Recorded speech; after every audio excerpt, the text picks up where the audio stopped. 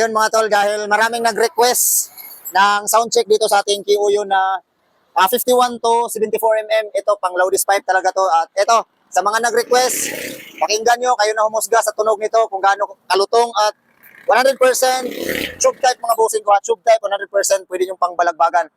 Actually mga tol, itong QU na nakakabit dito is budget friendly lang siya pero kaya niyang makipagsabayan sa mga mamahaling pipe. Tara, sound check natin. Ito na yung inaabangan nyo, sound check natin yung 74 na tube type 100%, ano, pang loudest pipe, pang balagbagan. Check natin, start mo para marinig nila.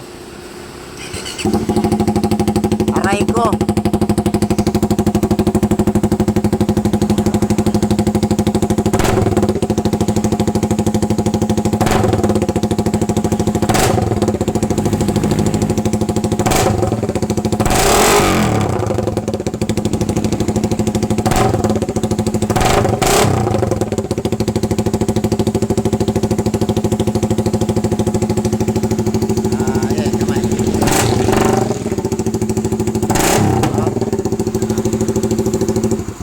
So ayan mga boss, kayo na humusga, narinig nyo naman kung gaano kalutong yung tunog.